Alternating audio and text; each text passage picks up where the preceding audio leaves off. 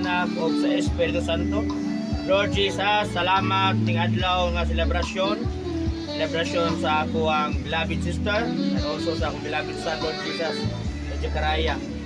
Lord, we bless you and we glorify your name according to your word in Jeremiah 29:11, that you have a great plan not to harm but to prosper, with hope and a great future. And I declare, Lord Jesus, kailangan good health, long life, favor and protection.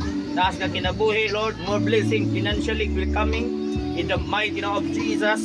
More great, Lord, more great coming in the mighty name of Jesus. Lord, protection and Lord, abundant life in the mighty name of Jesus.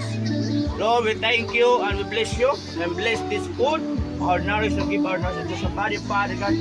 Ikaw magapanalangin ng pagkaon nga makahatag kini kusog, gabasko, panglawas ka namo.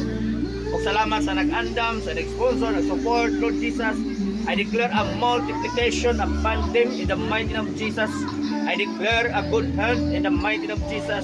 O salamat, Lord, ni among fellowship, mga igsoon, na brother and sister, diya sa pagtuo o sa biological nga mga igsoon, Lord. Salamat ni Father God, nga mabati namo ang lihok sa imong balaang espiritu. Mabati namo ang lihok sa imong balaang gugma sa imong pagsusalo ni pagkaon, Father God. Lord, salamat, Lord Jesus, sa imong gugma o sa imong grasya nga imong gialay, imong cross, sa imong dugo dito sa cross sa Kalbaryo. Og salamat, Lord, today is the remember of the good things that you done in our life. We thank you and we bless you in the mighty name of Jesus. I declare, Lord Jesus, no weapon formed against shall prosper. If the enemy shall rise up to against, they will stumble and fall in the mighty name of Jesus.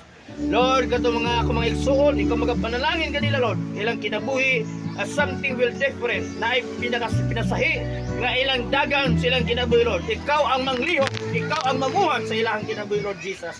Og salamat ning kautuhon ning kapunon sa ngalan sa Mahan og sa Anak og sa Espiritu Santo ang tanan ningon. Amen and amen. Happy birthday.